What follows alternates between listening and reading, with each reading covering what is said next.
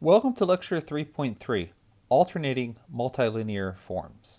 In the previous lecture, we introduced the notion of a k-linear form, or multilinear if we don't specify the value of k. This is a scalar function whose domain is the direct product of some number of vector spaces. And if we don't specify otherwise, we will assume that all of the factors are the same, because that's the most common one that we will deal with. And of course, there's this k-linearity property, which means if we fix k minus 1 coordinates, then the function is linear in the other coordinate. So this generalizes the notion of a linear scalar function and a bilinear function. So a k-linear form is symmetric if the order of the inputs does not matter. So no matter how we permute them, we get the same answer. And it's skew-symmetric if anytime we transpose two inputs or swap two entries, then the output flips sign. The topic of this lecture is alternating k-linear forms. And F is said to be alternating if any time two entries are the same, then the output is 0. It is easy to show that the set of alternating, or likewise symmetric or skew-symmetric, k-linear forms is a subspace of the vector space of all k-linear forms of X. Now we write this as tk of x prime to suggest that this is in some sense a generalization of the linear scalar functions. So that the one linear forms are precisely the elements in x prime, and these are k-linear forms. So let me remind you what a basis for this looks like and how this relates to these subspaces. I think it's best to look at an example starting with the dual space. So if you take the dual space x prime, then an arbitrary element can be written uniquely as a linear combination. Let me say C1 L1 plus C2 L2 plus Cn Ln, where the Li's are the dual basis vectors. So here Lj of xi is 1 if I equals j and 0 if I is not equal to j. So think about what L1 does. So L1 of some vector a1 x1 plus a2 x2 plus an xn is a1 L1 of x1 plus a2 L1 of x2 plus an L1 of xn. And of course, all of these guys are 0 because I and j are different, and this one here is going to be equal to 1, so this is just equal to a1. So L1 just picks off the coefficient of x1. So you can see this right here. Now let's compare to the set of bilinear forms. So that's T2 of x prime. So now an arbitrary bilinear form f of xy can be written as C11 f11 of xy plus C12 f12 xy plus C1n f1n of xy. And remember that I almost used these, I almost call these Fij's Lij's to generalize this. What this is doing is Fij of xl xk equals 1 if I equals L and j equals k, and 0 for all other combinations. So this picks off the coefficient really of the ij term, and I'll explain what I mean by that in a moment. But so if we keep going with this, we get C21 f21 xy plus C22 f2. I'm purposely going a little bit fast here. C2n f2n of xy, and then we get to C n1 fn1 x y plus, and I'm just going to go up to CNN FNN XY. And so compare that to what I have here, how L is a linear combination of these dual basis vectors. And here, this is a linear combination of these dual, like bilinear functions. And what we did up here is we focused on one of them. I said, let's focus on L1. And I did that right here. Let's focus on F11 right here. So I'm going to do that up here. So we get F11 of an arbitrary input, A1x1 plus A2x2 plus ANXN, and then B1x1 plus B2x2 plus BNXN. So we can split this up using bilinearity. We get A1 B1 F11 of X1 X1. So we get the 1-1 term. We also get a 1-2 term and a 1-3 term. And now F11 appears everywhere. So plus A1 B1 F11 of X1 X2 plus A1 BN F11 of X1 XN. Similarly, I'm going to go down here, A2 B1 F11 of X2 X1 plus A2 B2 F11 of X2 X2 all the way up to A2 BN F11 of X 2xn, and then we keep going all the way down to the AN BN F11 of xn xn. So notice that we have this grid of numbers, and compared to here, so L1, it just picks off this term of the x1 coefficient, and everything else is 0. Similarly, F11 picks off this coefficient right here, because this thing here is equal to 1. So it just picks off the A1 times B1 and every single thing else. This here is equal to 0 because 1, 1 evaluates the pair x1, x2 at 0. 1, 1 does not match 1n. So every single one of these guys is going to be 0. All of these. And so we end up just getting A1, B1. So this really should and can be thought of as a generalization of these dual basis vectors. I almost use the notation instead of F11, L11 and Lij, because it really does generalize them in this way. Now let me go back down here where an arbitrary bilinear form is written as a linear combination of these basis vectors, where this 1, 1 we sort of dissected up here, in the same way how an arbitrary linear function, scalar function, is written as a combination up here. Now, if we have a k-linear form that is alternating, that means that, in the bilinear case, that means f of x equals 0. So that means down here, this C11 has to be equal to 0, C22 has to be equal to 0, and CNN has to be equal to 0, because these things will contribute to it in a non-alternating way.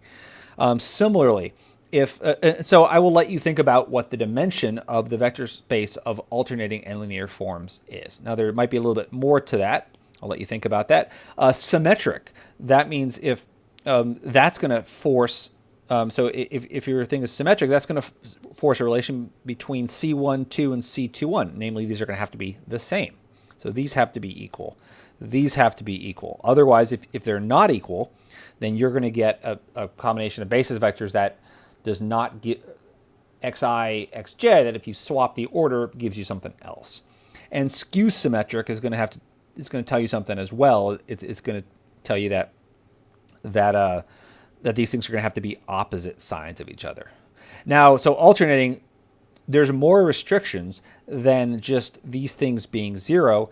As we will see, alternating is also going to imply skew symmetry. So alternating is actually a stronger condition than skew symmetry. Sometimes they're equal, and we will see that shortly. But as we do, I like this picture. Think of the space of, or think of an alternating a general bilinear form as being a 2D sum of the basis vectors. If you got a trilinear form, you've got a cube, so you like a cube version of this. So you have this grid, but it also has depth as well. And you can imagine how that works for a general k-linear form. So think of it in this way, and I think it'll help with the differences between alternating symmetric and skew-symmetric linear forms. As I said just a minute ago, every alternating form is skew-symmetric. Okay, so let's think about how to do this.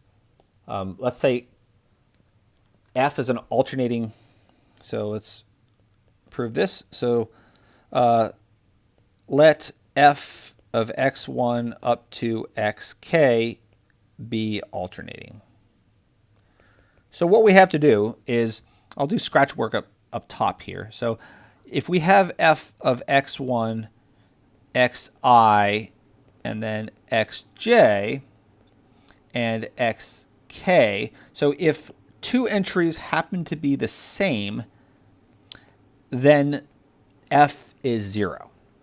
So when we are doing this, we're focusing on two arbitrary entries. We're fixing everything else. So even though this is a function of k variables, we can really think of this as a function only of xi and xj. So we can g of xi and xj by basically setting all of the other coordinates to be constant. And if this is k-linear, this is clearly bilinear. So we will use that notation, and let's say that xi equals xj. It suffices to just consider inputs that are repeats for the basis vectors.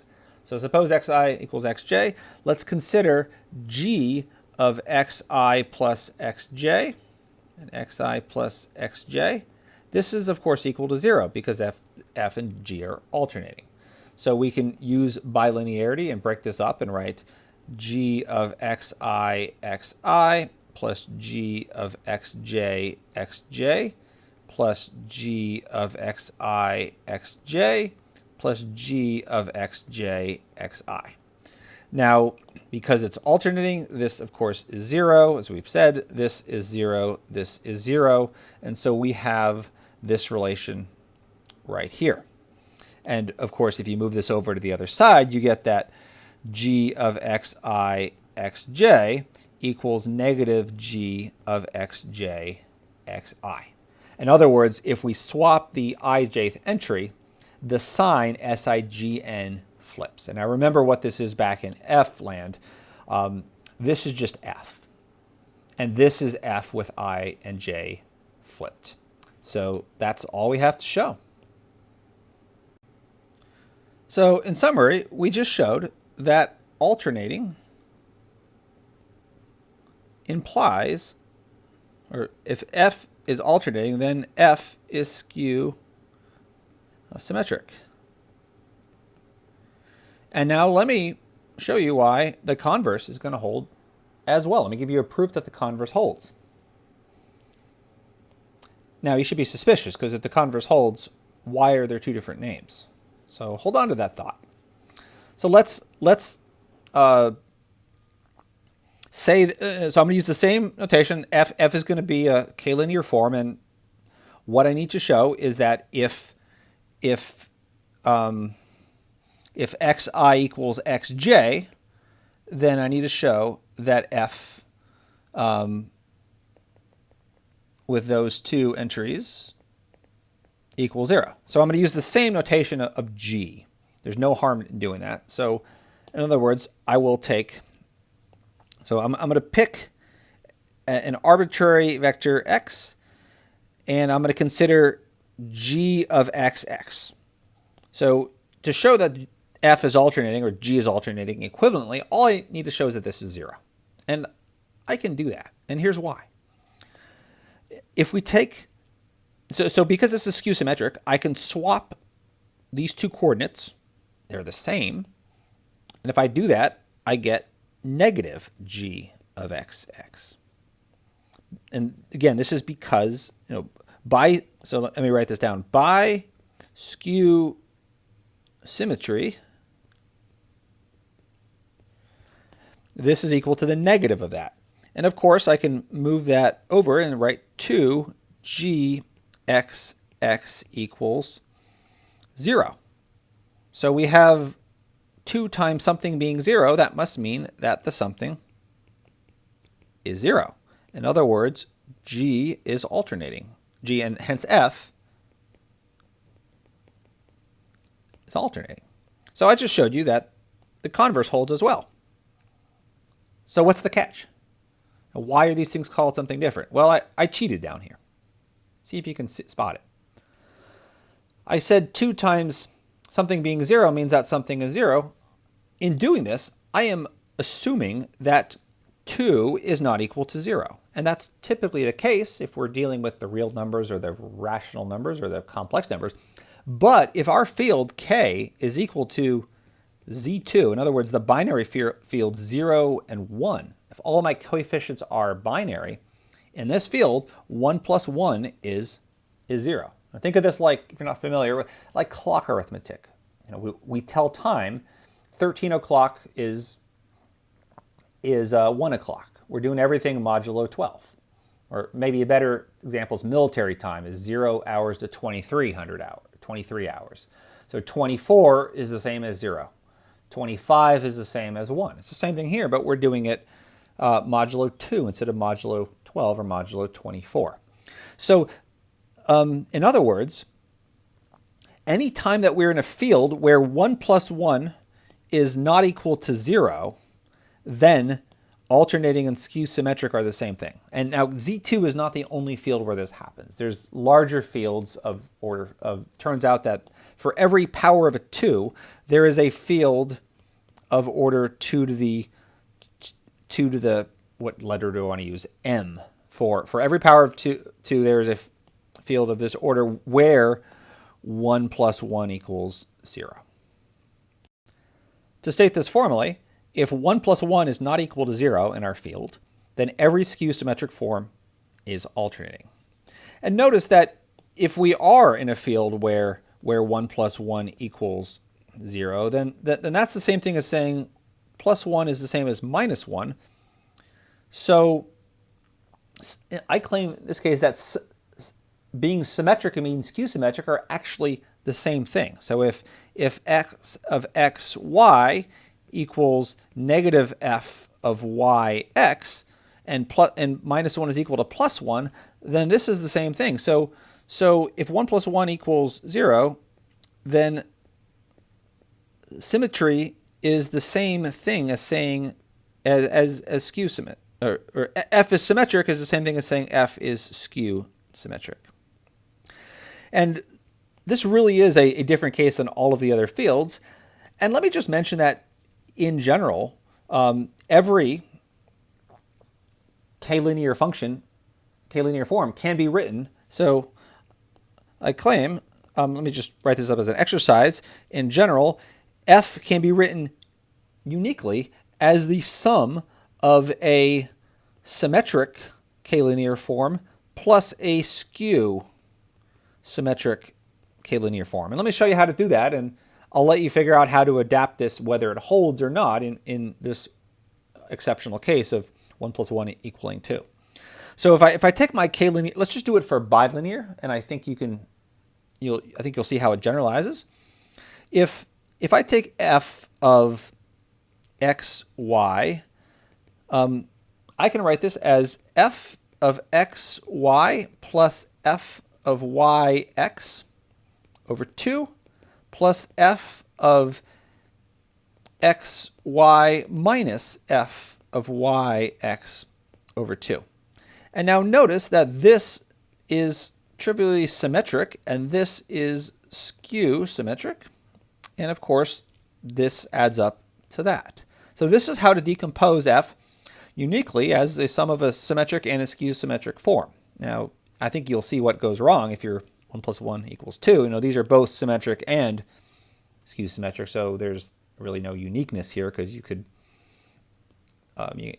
take f to be 9/10 of this plus 1/10 of this, and there's a problem when these things are the same. Now, how to generalize this for a k-linear form? Just a hint. I'll I'll tell you what it is, and I'll let you verify this. So what we can do is we can take f as we can take the sum over all permutations of f of x pi 1 up to x pi n. Now we have to divide by the 1 over n factorial because we're taking a sum of n or n factorial things. And now we're going to add, we can do the same thing. Pi is over Sn, 1 over n factorial, but we have to take the sign of pi, which remember this is going to be -1 for all of the odd permutations, times f of x pi 1 all the way up to x pi n. So instead of doing it here, when it's bilinear, there's only 2 permutations of x, y. There's the identity and they're flipped. In general, we have to look at all permutations and we decompose it in this way. And what this does is just adds a negative sign to any of the odd permutations. So verify that this is in general for a k-linear form, how you decompose it into a symmetric part and a skew-symmetric part. Remember where we are going with this. We are going to formalize the notion of determinant of a linear map, and it's going to be an alternating n-linear form. Now, one fundamental property about a determinant, well, we know that if 2 of the columns or the rows are the same, then the determinant is 0, but we can say more. We can say that if the columns or the rows are linearly dependent, then it's going to be 0 regardless. And that's actually a fundamental result of alternating forms. That is, if f is alternating and our inputs are a set of linearly dependent vectors, then f of those vectors is going to be 0. Of course, if all of the inputs are 0, this result is trivial. So let's assume that that's not the case. Let me write that down. If all y1 up to yk equals 0, it's trivial. So otherwise, if we have a linearly dependent set of vectors y1 up to yk, then we can write one of these in terms of the others. So otherwise, we can write yj equals, I think the best way to write this is just a linear combination of the ai yi's where I is not equal to j for some yj. And now what we're going to do is we're going to replace yj in here with this linear combination. And if we do that, and then we can break that apart linearly, is that a word? And what's going to happen is all of the terms are going to have a repeated entry because we're going to have k terms in here and we're only going to have k minus 1 variables that go in there. So this is one of those things that it's not a hard concept, but notationally it's a little bit delicate. So let's replace yj with this sum in, so let me write f of y1 yj minus 1. Let me say yj, and now yj, sorry, that should be a j plus 1 all the way up to yk. So we're going to write this as f of y1 yj minus 1. And now we have this sum of I not equal to j of ai yj plus 1 all the way up to yk. And now look at what we have here. We're going to break this apart into, so we're assuming that the sum has k minus 1 terms. I should say, k minus 1 terms. We're going to break this apart into a sum of k minus 1 terms using linearity. So this is, for example, this is a1f. I don't know if I need to really write this all in all this detail. yj minus 1, y1, yj plus 1, all the way up to yk. And notice, of course, that we have a y1 here and a y1 there, so that's going to be 0. And we're going to have n plus 1 terms like this. So the last one's going to have a k. So this last term here is going to be, say, ak. Of course, some of these might be 0, and that's fine. Ak f of y1 all the way up to yj. Sorry, there should be j minus 1. Yk, yj plus 1 all the way up to yk. And again, this is not as hard of a concept as it looks notationally. We're basically just replacing yj with the other yi's, and now we have k entries and k minus 1 distinct yi's to go in here. When we break them up, we're going to have, every one of these is going to have 2 that repeat. So here we have these that have to be the same. So I think I'm just going to leave it I'm just going to say this is equal to 0. I think my explanation, I'm not going to write that down. I've already said it. I'm not going to write it down in any more words. The takeaway message here is that if f is an alternating k-linear form, then anytime we have a set of linearly dependent vectors, so if our input is linearly dependent, then our output is going to be equal to 0. And you can, of course, ask, does the converse hold? In other words, if f of some set of vectors is 0, do they necessarily have to be dependent? And the answer is no. The converse fails. And as an exercise, I encourage you to find a k-linear form. I'll tell you, you can do it with k equals 2. So find a linearly independent set of vectors, x1 and x2. So that means they're just not scalar multiples of each other. And an alternating bilinear form, f such that f of x1 and x2 equals 0. Now, I'll give you a little bit of a hint here, is that the converse of this actually does hold in an important special case. And think about determinants. A determinant is going to be 0 if and only if the column vectors are linearly dependent. So in this case, the converse does hold. So I will say that the converse holds if, in the special case of k being equal to n. So if we have an n-linear form, then this is an if and only if.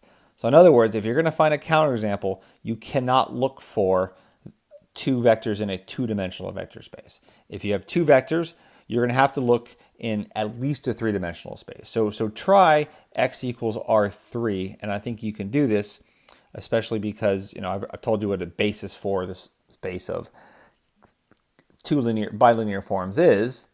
It's something you can work out, and which ones have to be 0. So give this a shot, and we will spend the last slide proving the converse of this statement in the special case of k being equal to n.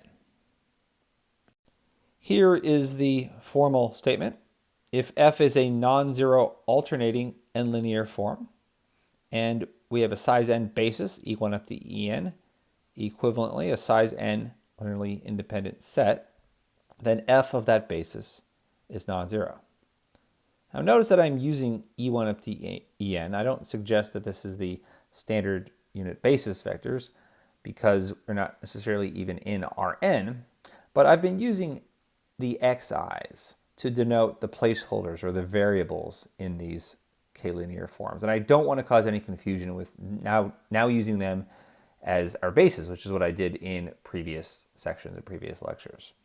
So I'm just going to use e1 up to en, and I think it should be unambiguous as to what I mean.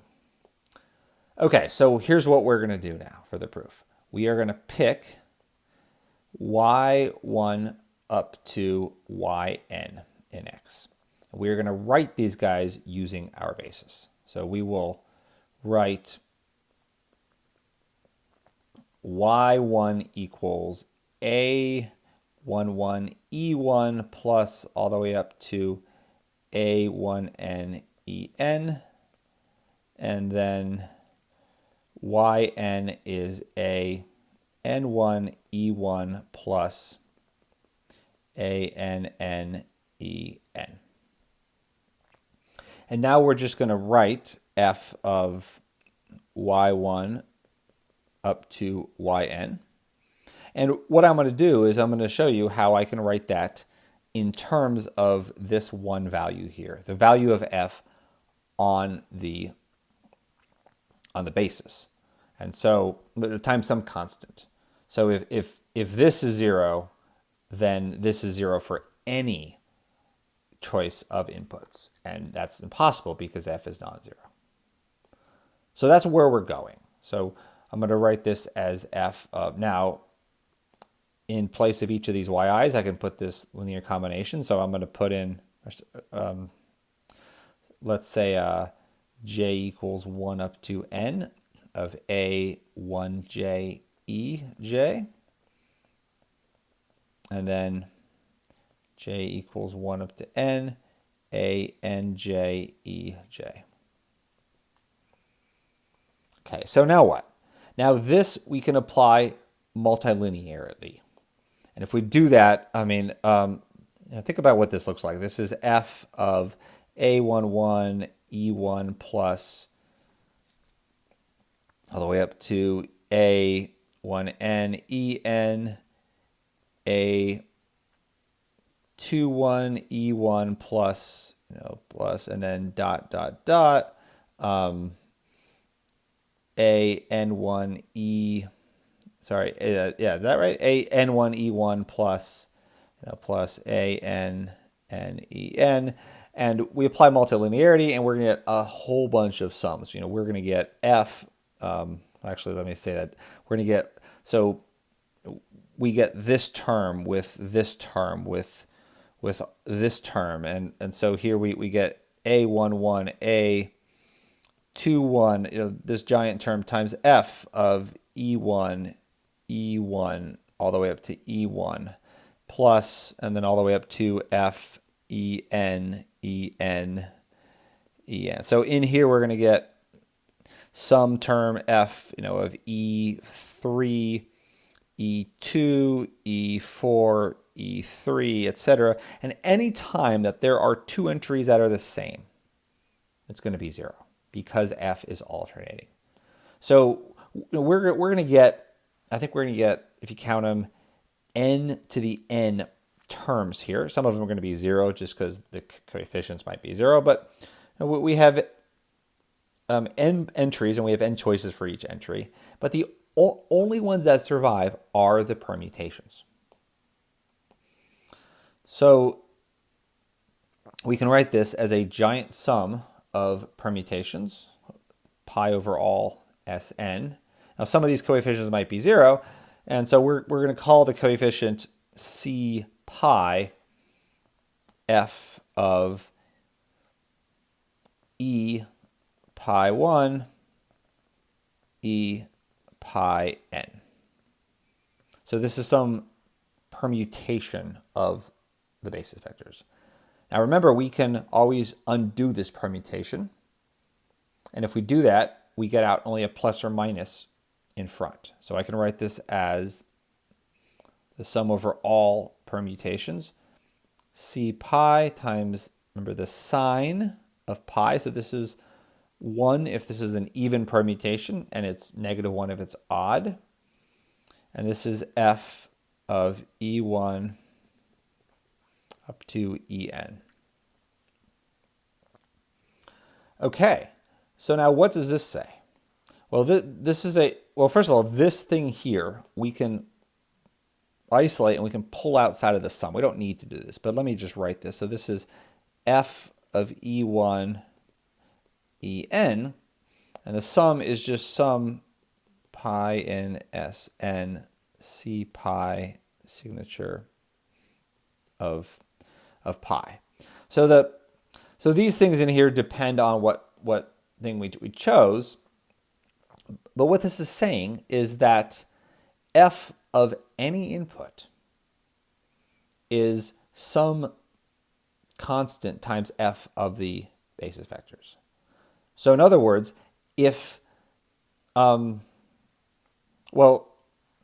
if this were to be equal to 0, if f were the basis vectors, f of the basis vectors were equal to 0, then f of any input would be 0. Because any arbitrary input here is going to be this 0 times this, and that's impossible because f is assumed to be non-zero. So that's how this goes. So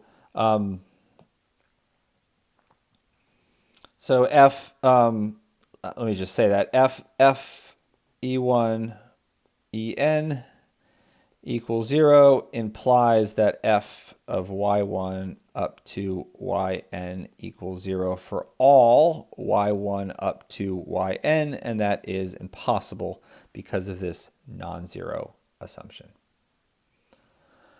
Okay, so that's the last thing I wanted to show, though I think it's worth mentioning one corollary that is going to be important in the next lecture.